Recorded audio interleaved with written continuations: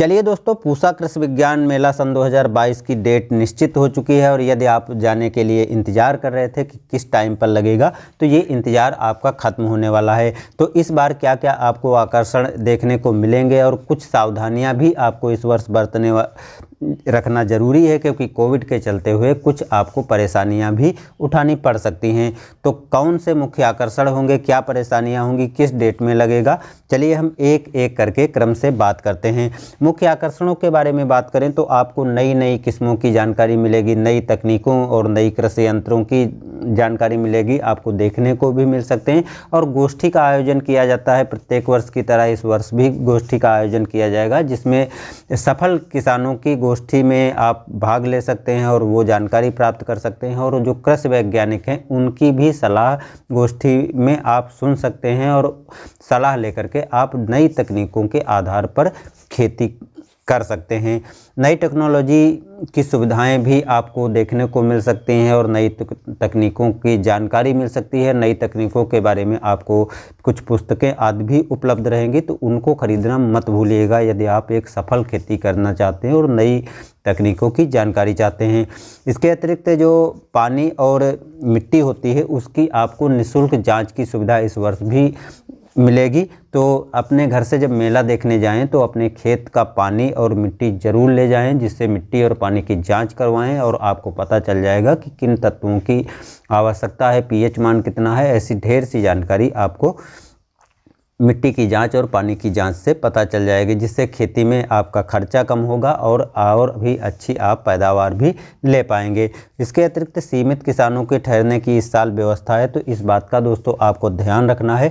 यदि आप इस बार मेला जाना चाहते हैं तो मेला जाइए, लेकिन यदि आप सोचते हैं कि आपको ठहरने के लिए सुविधाएं प्राप्त होगी तो दोस्तों बहुत कम सीमित किसानों के लिए ही ये व्यवस्था की गई है। तो हो सकता है कि आपको ये सुविधा ना उपलब्ध हो, तो इससे अच्छा है कि जब भी आप जाएं तो ठहरने का अपना एक व्यक्तिगत इंतजाम ज़रूर करें, जिससे आप जब मेला देखने जाएं तो ठहरने के लिए आप आसानी से कहीं पर रुक सकें।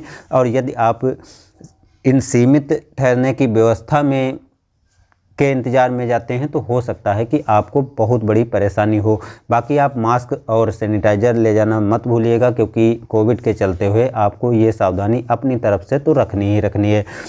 इसके अतिरिक्त बीज जो हैं इस बार भी उपलब्ध रहेंगे पिछले वर्ष कई वर्षों की तरह, जिसमें मूंग, सब्जी और धान के बीज आपको उपलब्ध कराए जाएंगे। नई नई वैरायटियों के बीज आपको यहाँ पर मिल जाएंगे। तो जब भी जाएं तो आप जो भी किस्में लगाते हैं उसका बीज लाना मत भूलिएगा, क्योंकि काफ़ी अच्छी क्वालिटी के आपको यहाँ से बीज उपलब्ध हो जाते हैं। बाकी जो है बहुत से किसानों से आपकी मुलाकात भी होगी, जिसमें जैविक किसानों की तकनीकियों की जानकारी, नए किसानों से मिलने का और उनके अनुभव और अपने अनुभव शेयर करने का भी पूरा मौका मिलेगा। और बहुत सी प्राइवेट कंपनियों के भी स्टॉल लगाए जाते हैं, तो वो भी आपको देखने को मिलते हैं, जिससे जो नए तकनीकों का जो विकास कृषि के क्षेत्र में हुआ है तो वो भी आपको ढेर सी जानकारी और अनुभव प्राप्त होंगे।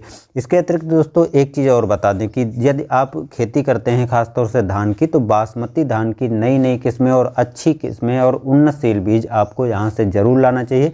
जो भी वैरायटी आप लगाना चाहते हैं बासमती की, वो वैरायटी आपको यहाँ से उपलब्ध हो जाएगी। पूसा संस्थान द्वारा जो भी वैरायटी निकाली जाती हैं उसके बीज यहाँ पर उपलब्ध रहते हैं। बाकी आप पूसा उत्पादन बिक्री केंद्र पर जाकर के सब्जियों के बीज भी लेना मत भूलिएगा, क्योंकि यहाँ से आपको सब्जी के बीज अच्छी क्वालिटी, अच्छी गुणवत्ता वाले मिल जाएंगे, जिससे आप लगा करके बड़े स्तर पर भी खेती कर सकते हैं और अपने लिए भी लगा सकते हैं, जिससे आप एक शुद्ध और अच्छी क्वालिटी वाली सब्जी भी तैयार कर पाएंगे। अब बात करते हैं किस डेट में ये मेला आयोजित किया जाएगा। तो इस बार जो है 9 मार्च से 11 मार्च के बीच में मेला आयोजित किया जाएगा। तो आप तीनों दिन देखना चाहते हैं तो आपको व्यवस्था ठहरने की 3 दिन की करनी पड़ेगी, और यदि आप एक दिन जा करके और पूरे काम करना चाहते हैं, पूरा मेला घूम करके और जो भी खरीदना चाहते हैं वो खरीद करके वापस भी आ सकते हैं। तो दोस्तों इस बात का आपको विशेष तौर पर ध्यान रखना है कि जब भी इस बार मेला जाएं तो सैनिटाइज़र, मास्क ले जाना मत भूलिएगा। और ठहरने की व्यवस्था यदि आप 2-3 दिन रहना चाहते हैं तो अपने आप स्वयं कर लें, क्योंकि ज़रूरी नहीं है कि आपको इस बार जो है संस्थान द्वारा ठहरने की व्यवस्था अच्छे से उपलब्ध हो, क्योंकि कोविड के चलते आपको परेशानी उठानी पड़ सकती है। तो दोस्तों यदि आप मेला जाना चाहते हैं तो अवश्य जाइए और डेट याद रखिए 9 मार्च से 11 मार्च तक।